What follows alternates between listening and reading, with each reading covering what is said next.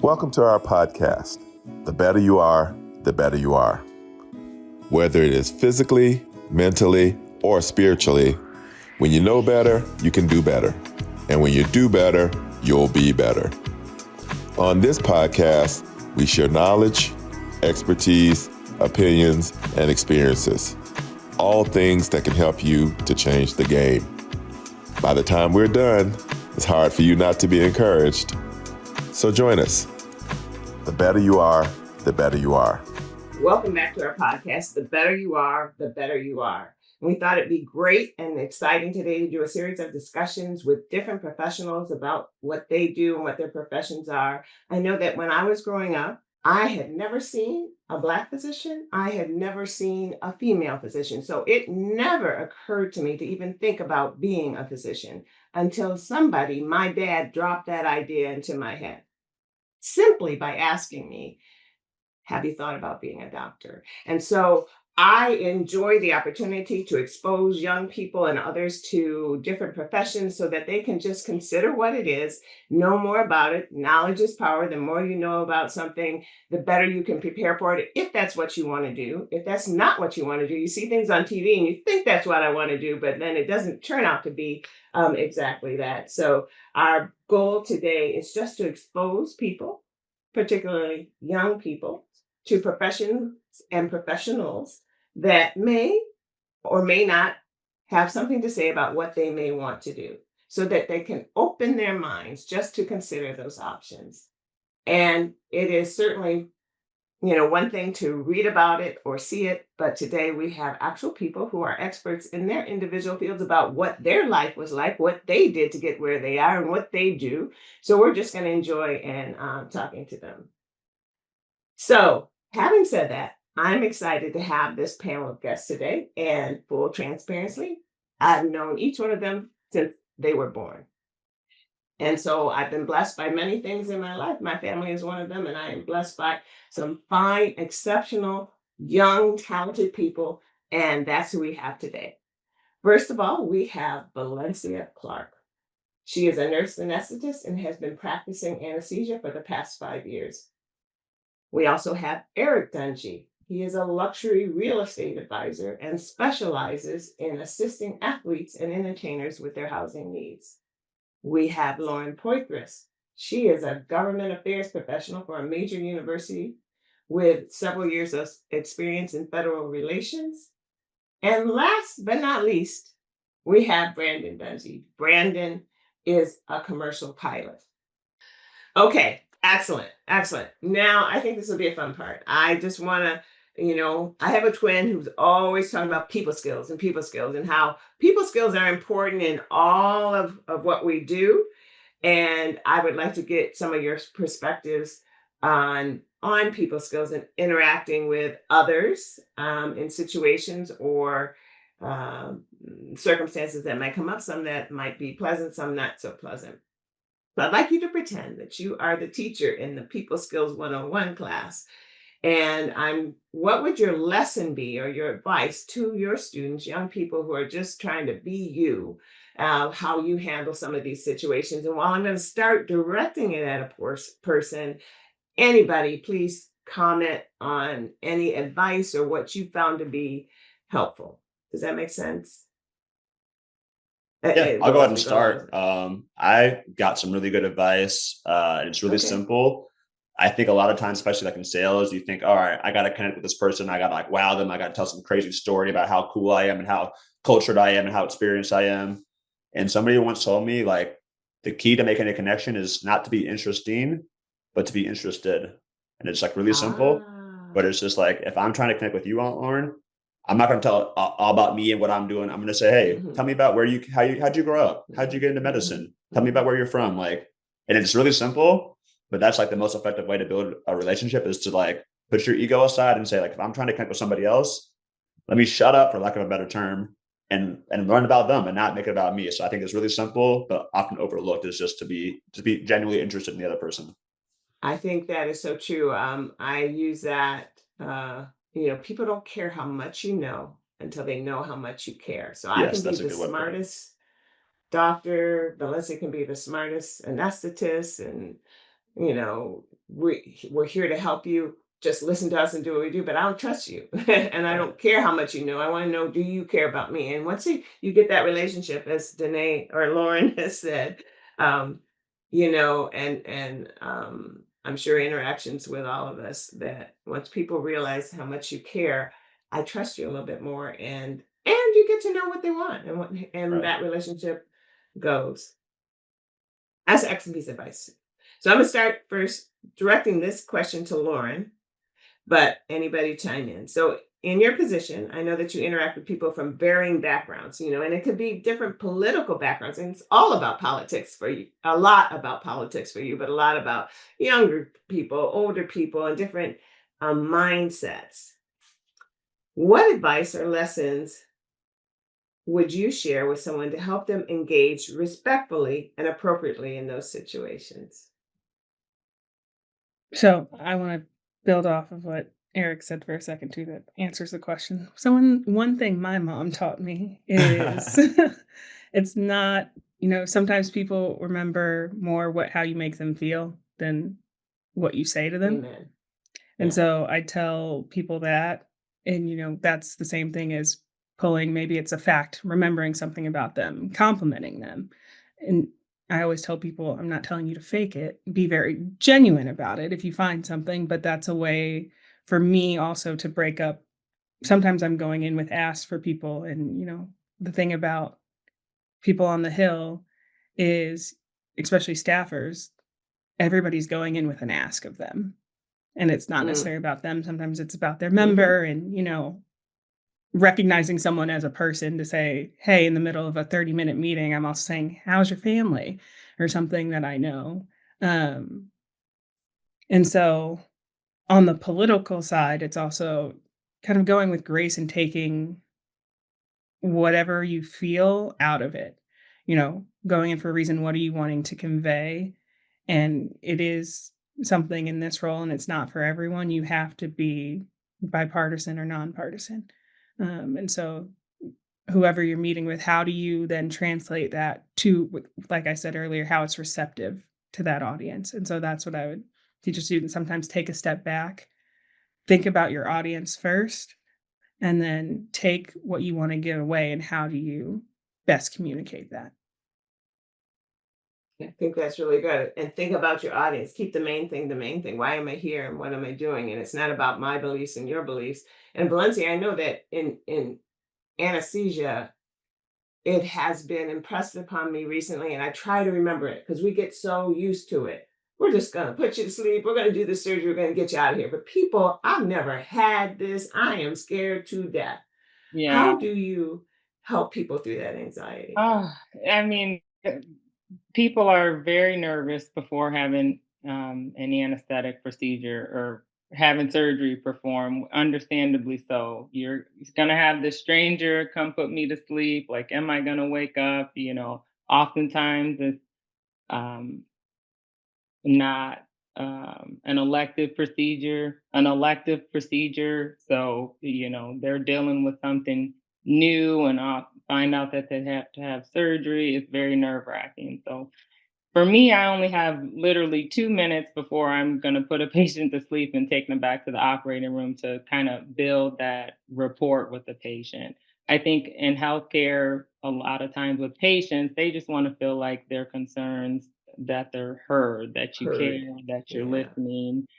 Um, so I think you just have to really try to actively listen to their concerns, reiterate that it's normal to be nervous, or it's normal to have, these fears or concerns that you have, going over your history. This is what we're going to do for you, kind of go over the plan to kind of reassure them that they're going to be well taken care of. And I think just maintaining a calm face and demeanor and maintaining poise, even though it might be a scary situation and you yourself internally are a little nervous or apprehensive of caring for the patient, but just maintaining that calm demeanor and providing reassurance, that active listening role with patients before you put them to sleep. I think it makes a big difference in how they feel and their comfort level with you as a provider. I think that's so important. It points out to what Eric was saying. They want to be heard and listened to, or when they're heard and listened to, they feel like you care about them. And so if you take the time to listen, which unfortunately in healthcare, sometimes um, the process has sort of limited how often we can That's do very that. true. I'm blessed that I can take the time I want. I can catch up on it later on a second patient, but you're on a schedule and the whole war is going to get backed up. But Mm, I learned from my mom, um, just to, one of the things I always say is, do you have any more questions? Do you have any more mhm, questions? mhm. But what people have, I'm imagining your situation. Here's what I'm most scared of. I'm afraid you're going to chip my tooth or something. I know somebody did Yeah. this, or I'm afraid that I might not wake up. And so, um, until you answer that one thing that's in the blaring in their mind that they're scared of, they're not really maybe even listening to what you say. Here's what's going to happen. Here's what you do when you go home. You're like, but am I going to wake up or something? Yeah. So we're going to take the best care of you we can. Yeah. And I think in so many things when you're dealing with people, um, they have to be heard, and sometimes what they're concerned about takes a little while to get out, but also that's the thing that's important to them, you I know. mean, I think if you try to do your best in addressing their concern, what they're most concerned about, and kind of telling them your plan for that concern, I think that kind of it helps, but it can be challenging at times for sure. Yes, it can. It can when you have so many constraints on you. Anybody else have anything to say about that component, or it's sort of inherent to everything we all do? Brandon, I just love your situation because I'm not one. I'm sort of like, it's funny. I'm what I need to be. I'm like Valencia. I don't always like to talk a whole lot. But when I'm supposed to stand up and lead and talk, I stand up and lead and talk. But if I don't want to talk, I don't want to talk. Or if I'm tired, I don't want to talk. But if I'm in a cockpit with somebody for 4 hours and they're the only ones I can talk to, how do you deal with things that maybe uh, or even circumstances that occur that, things are going well, but I'm supposed to chat with you or have my people skills with you, or any circumstances where that can be challenging, or any advice you have on people for that. Well, I mean, it is different from everyone else's situation because we're not, front facing with the passengers while the flight's going on.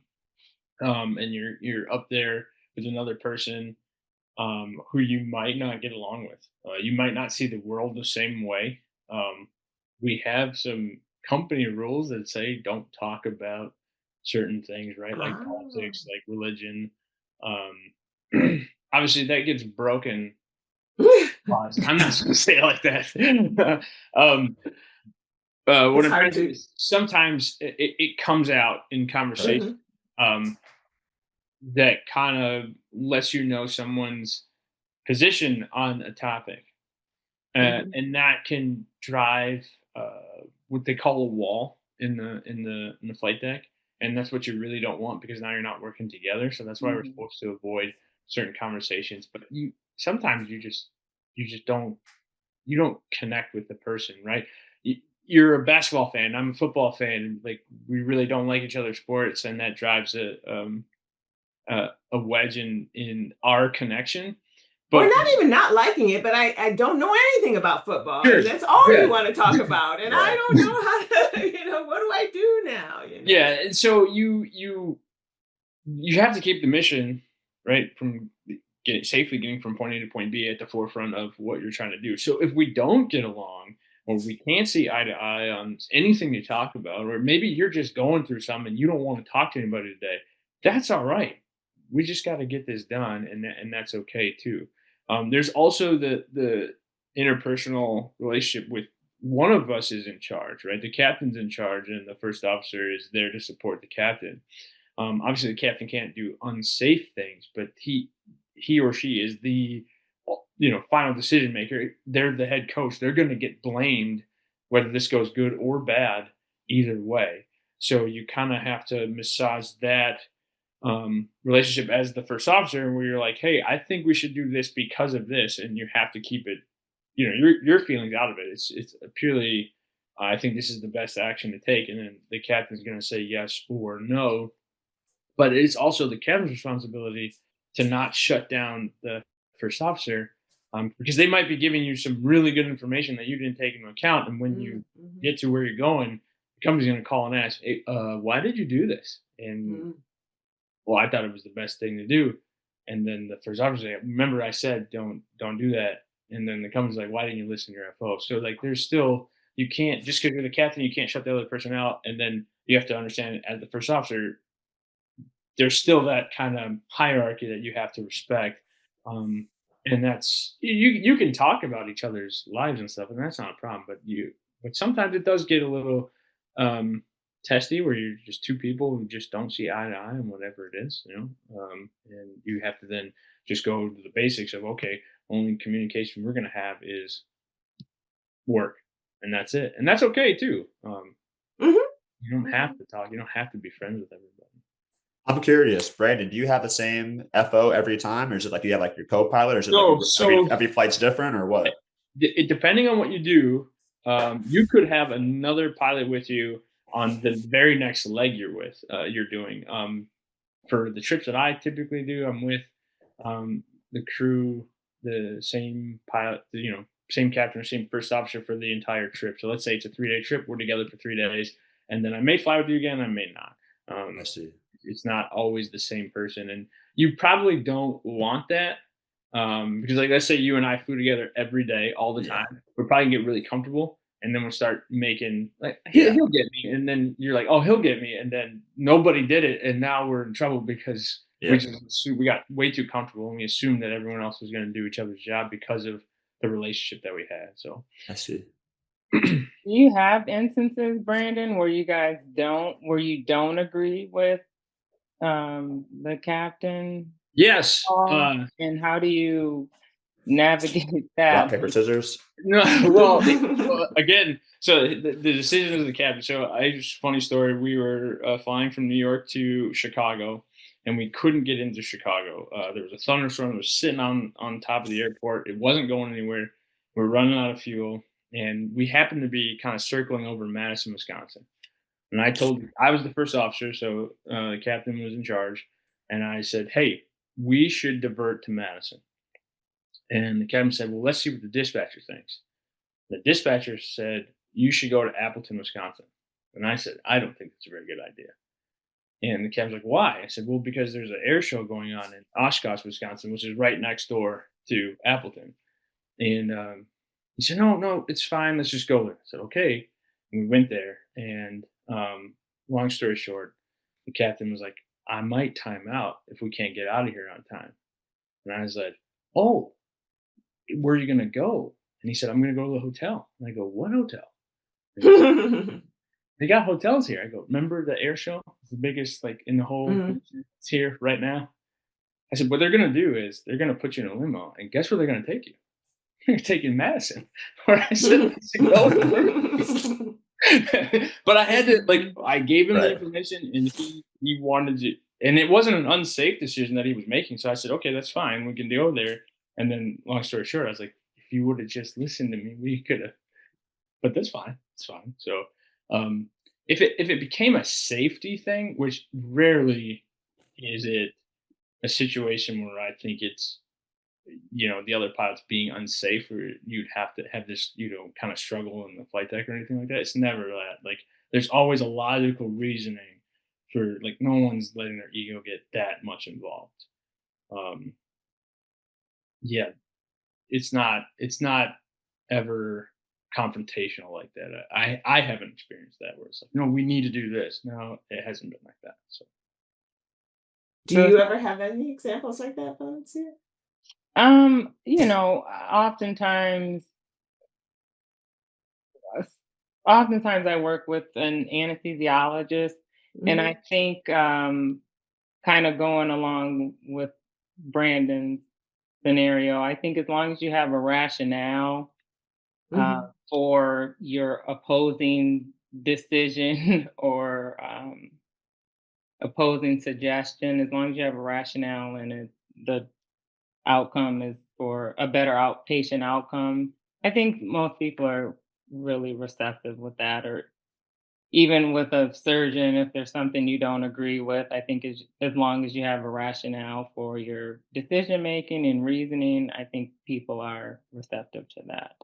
So it takes the ability to say, hey, I think this is better and this is why, but not Yeah. here's what we should do and you're crazy or anything like that. Yeah. It's You it's a always kind of have to have like a rationale and kind of redirect it for the care of the patient. And I think that kind of helps with some difficult challenges or when you have kind of opposing viewpoints on the route that you should go. How about you, Lauren? You have those types of interactions or things where I think we should stay at this hotel instead of this hotel, or I think we should, you know, maybe do this on Thursday night instead of Friday because we have to travel here and there. Yeah. So also in my role, I have to plan conferences or, especially with if students are traveling, then that's a whole, their safety thing that I have to think through. Logistics. Go ahead. And to Brandon's point, you know the area. You live up there. It's like, I think we ought to go from here to there. Well, to do that, you have to walk across all these traffic or whatever. And at night, it's not. And for people need that explanation or rationale, as Valencia points out. And then they grow to respect your opinion and understand, well, when she says it, she's not just saying it because I want to be right and you're wrong. You have a rationale, just like Brandon's supervisors. Like, I was thinking this two steps down, Yeah, not right. just one step, so how about Yeah. you, And Eric? Oh, go ahead. I'm sorry. Go oh, ahead, I was going to Lauren. say sometimes in a team discussion, if it's, a conversation about what we should do in a conference or planning, I've also just had to step up more and learn to say, hey, it's not that your idea is wrong. Like, let's think this through as a group. And it might not be that what I've said ends up being the final result, but at least I've communicated the thought process. And I maybe that love it. added to the bigger picture of a thought process of maybe we pull an aspect from my idea, I pull an aspect from Eric's idea, and that we've had a conversation rather than just kind of nodding and going along, especially if, a supervisor is talking and it's very easy to sometimes just be like, yep, you know best. The answer that you give is right. I'll go with you because, you have more experience, but sometimes just contributing. I think that's an excellent point. And I think sometimes younger people, particularly when they're first in that role, feel like I can't say anything or I shouldn't say anything. And you shouldn't always say something, but you should never say something. I mean, you shouldn't be the one about whatever you say. I have an opinion. I have a thought. Here's what I was thinking. I wonder if this or that to be able, and the more you do it, but if you're the one, somebody told me once, don't be the one to talk the most in the meeting or the one to talk the least in the meeting. I will tell you now I'm of the age that I'm going to say what I feel. I don't have to, my career is set and I'm, for example, very passionate about racial disparities. And I have two beautiful young daughters who are going to have children. I want you to take care of everybody like you're taking care of my daughter. And so I'm going to say things and I'm not going to be rude about it, but I'm going to say it, whereas others at a lower level might have to say, well, maybe I shouldn't say that. But I tell people, I'm of that mindset and of the age that I prayerfully say it in a nice way, but my tone may change and I'm going to say it. Whereas you can't be the first day in the group in the meeting coming out with my tone. I'll just tell you. And then as you grow, you have that. And to Eric's point, to listen first before you start talking and understand what all the nuances are and then say that, but not to be intimidated. Speak up when you think, as Valencia points out, this is I think this is important for the patient.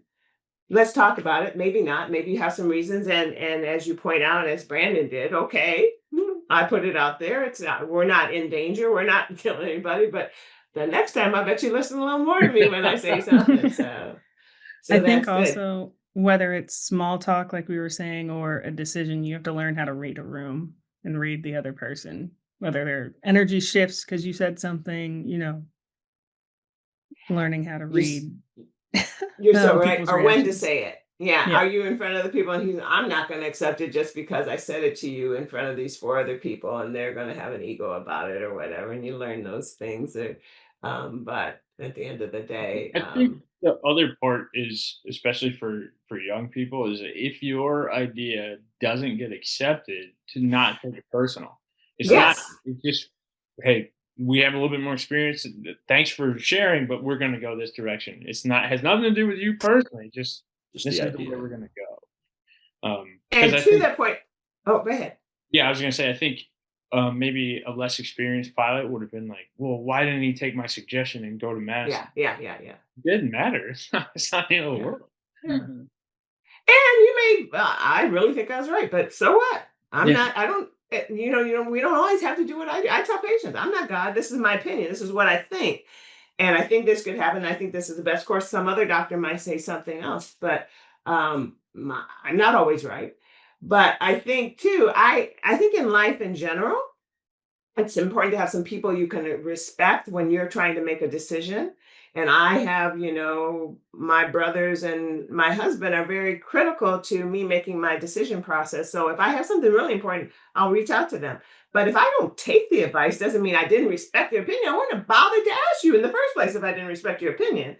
Right. Because you can put all those things together. So if somebody, just because somebody doesn't listen to you. So on the flip side, if I say, oh, here's what I think you ought to do, and they don't do that, that's not reflection on me, so that doesn't diminish my ability, do you think? How about you, Eric? You have any thoughts on that?